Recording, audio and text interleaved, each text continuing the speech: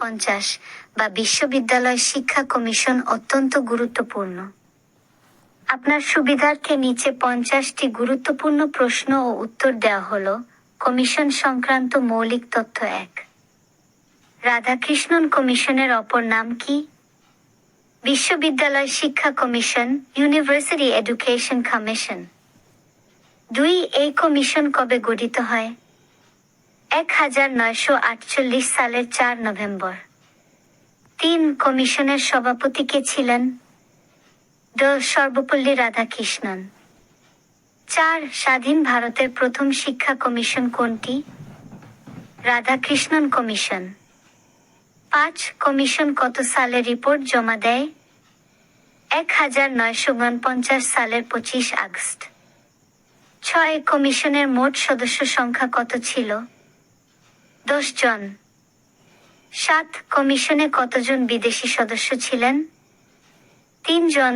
Arthur ই Morgan, James F Duff এবং J টিগার্ট। 8. কমিশনের সম্পাদক কে ছিলেন? নির্মল কুমার সিদ্ধান্ত। 9. রিপোর্টটি কত পৃষ্ঠার ছিল? প্রায় 747 পৃষ্ঠার। 10. কমিশন গঠনের মূল উদ্দেশ্য কি ছিল? ভারতীয় বিশ্ববিদ্যালয় শিক্ষার পুনর্গঠন ও মানোন্নয়ন। শিক্ষার কাঠামো ও লক্ষ্য 11।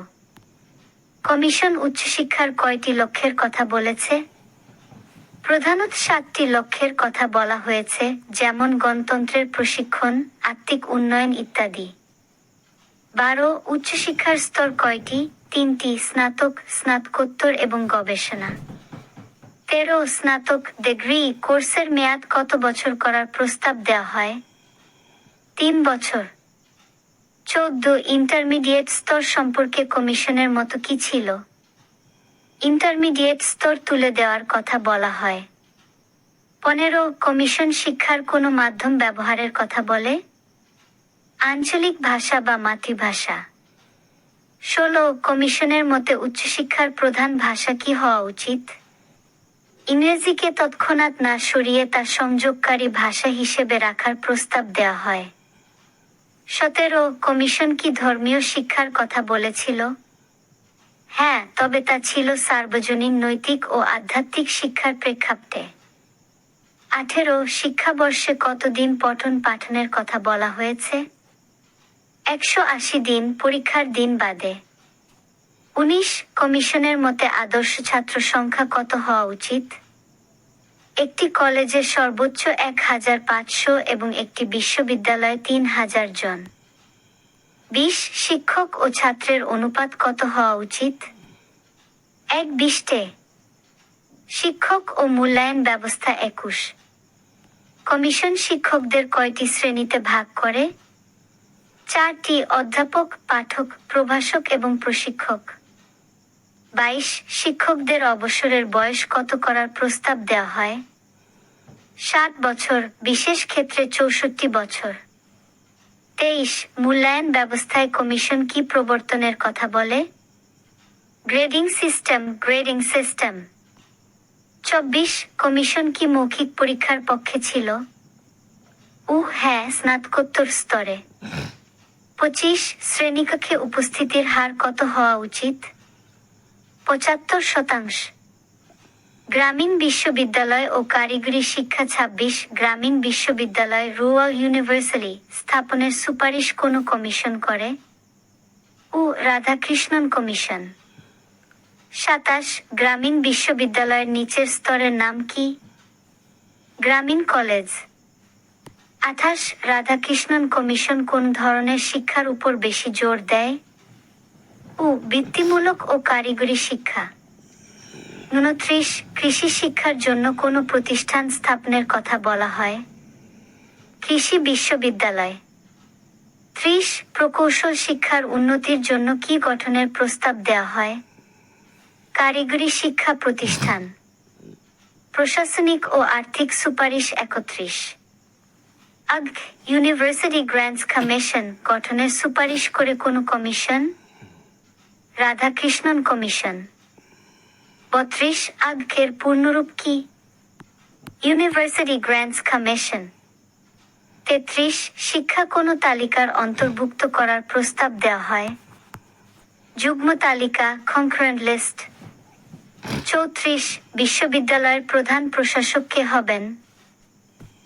উপাচার্য ভাইস চ্যান্সেলর।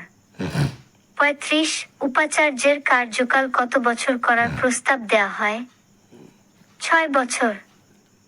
36 আর্থিক অনুদানের জন্য কেন্দ্রীয় সরকারকে কি করার অনুরোধ করা হয়? বার্ষিক বড় অঙ্কের বরাদ্দ রাখা। 37 উচ্চশিক্ষা কি অবৈতনিক করার কথা বলা হয়েছিল?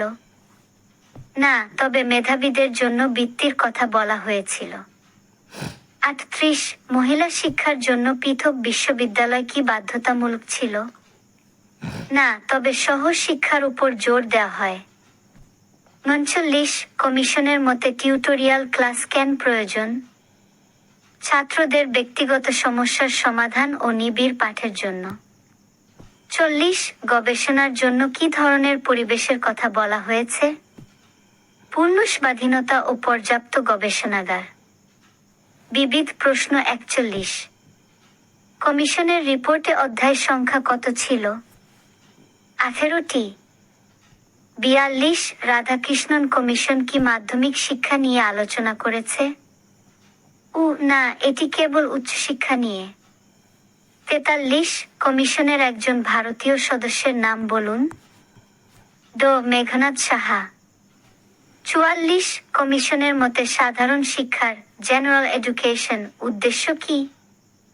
ব্যক্তিত্বের সুসংহত বিকাশ। 45 লাইব্রেরি বা গ্রন্থাগার সম্পর্কে কমিশনের মতো কি ছিল?